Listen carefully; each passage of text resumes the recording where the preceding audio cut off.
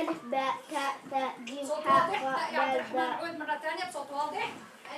Kids, our pupils here face is to know how to handle both at the same time, having an identity, a minority identity, and at the same time also feeling a part of the greater society.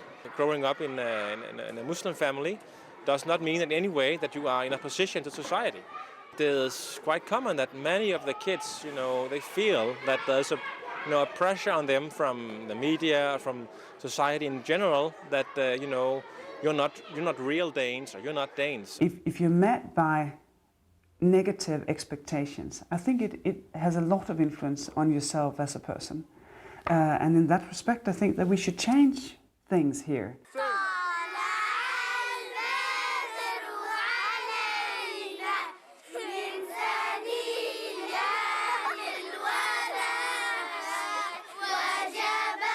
We try to offer them training,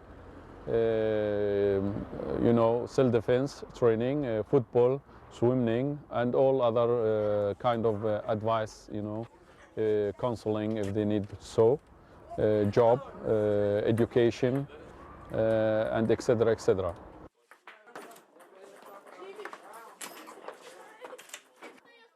My message to the politicians is to talk well about the young people. It's not all the young people with an ethnic background who are criminals, who are making problems. And talk well about young people with a Muslim background. We are not terrorists, all of us. We are not criminals, all of us. So talk well about them, give them the chance to approve that they are good citizens in the society. When you try to promise people freedom and humane treatment, and basically you do the exact opposite in the name of law, then the law itself becomes an outlaw. I mean, radicalism usually come out of either economic crisis or social political crisis. And we've seen in the 30s, the formation of Nazism was very much related to economy. And I have this phrase who I always tease my friends and colleagues when I said, when Europeans get poor, pack and run. And we are now in a serious economical situation. I didn't expect it to happen that fast, frankly, and I think it is scary. Where do we go from here, my baby? Underground or crossover, maybe left, right, left, my way or the highway. Better yet, let's not worry about it. Where do we go from here, my baby? ينتمي عصام بشيري إلى فرقة أوتلانديش الموسيقية ذائعة الصيت والمعروفة بتأثرها بموسيقى الراب. أما زكي فهو مغني راب، كما أنه ناشط في مجالات اجتماعية عديدة. لكل من عصام وزكي تجربة فريدة مع المجتمع الدنماركي. When it comes to racism and Islamophobia and stuff like that, being born and raised in Denmark, I really haven't, met that. I know my father, he used to say, he's been here over 40 years and he never really experienced anything, When I was like 6, first grade in the primary school, I got sent to the school psychologist. Where are you from? And so I told him I'm half Egyptian, half Danish, since my mom's Danish and my dad's Egyptian. And he was like, no, you can't be that, you can't be half, you have to, pick one. So I was like really confused because I knew that's what my parents told me. I mean, I knew my dad was Egyptian, my mom was Danish. So I got home, I went home and I remember I was very upset and sad, And I remember my mom, she told me you have to be proud of where you're from. They didn't have a lot of experience with different cultures. You have to remember Danish people were really sort of the same religion, the same color, the same, language. I mean, ever since I was a little kid, I've been coming to this part of Copenhagen because it has the whole Muslim community, the groups, the meeting groups, cultural places. It happens here. It's not a ghetto. It's not a ghetto. It's people who see it that way, they just want an easy solution. You know, you have serious problem. You have a serious problem with the integration here, and not only in Denmark, but just, you know, you look at Europe.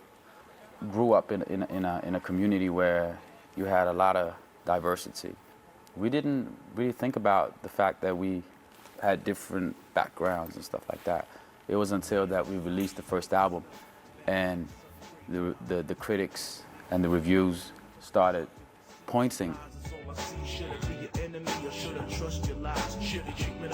Now we're starting to question, you know, the whole notion of what Danish identity or what being a Dane means, because I'm Danish. I mean, like, in certain ways I'm Danish. So, and also whenever you read the newspapers, we are not, you know, mentioned as Danish people. I mean, like, whenever they have, like, for instance, students in Nørrebro, they're always talking about, you know, foreigners, like immigrants, you know, like refugees. You know, they always, you know, putting certain names.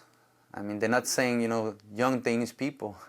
Unless if we win like the Olympics or something, then they're gonna be like, yeah, he's a Dane. When we run around shooting, then it's like integrational problems. It's not social problems, it's always integrational problems, which is strange, you know? Because like when Danish people shoot, they won't say, you know, that's because they are poorly integrated.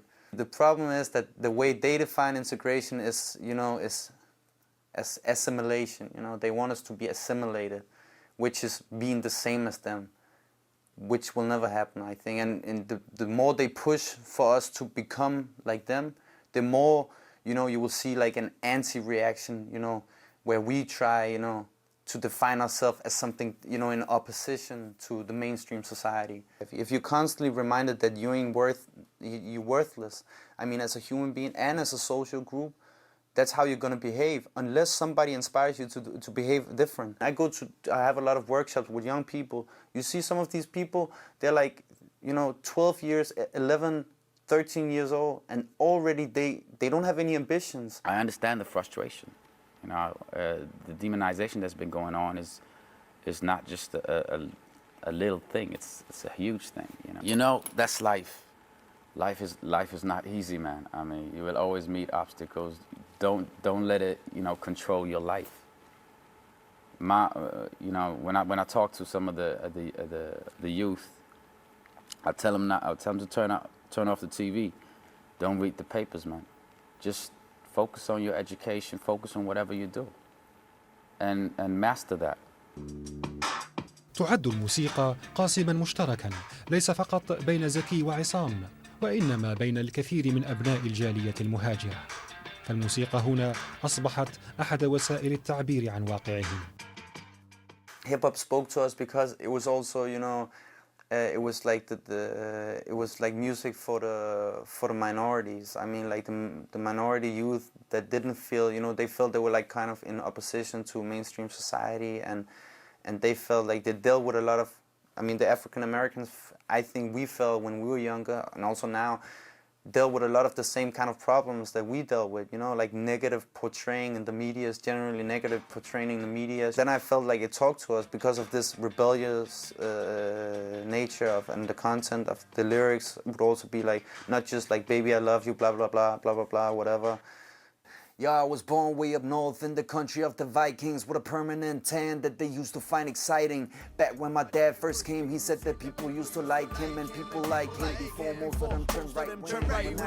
But now they're frightened, we are like to the Black Death epidemic, like sleeping cells embedded, waiting for a chance to overthrow the government without elections. Now does Islam present a program for world domination? Does the white race face total annihilation? Man, how's that the case? We've been living for ages with people of color ruling over Caucasians, cause they've been staging invasions, Illuminati's and Masons, waiting patiently what kept us locked in these cages. Takes a nations of millions to solve the problems they're facing. Maybe all the fear is just fear retaliation.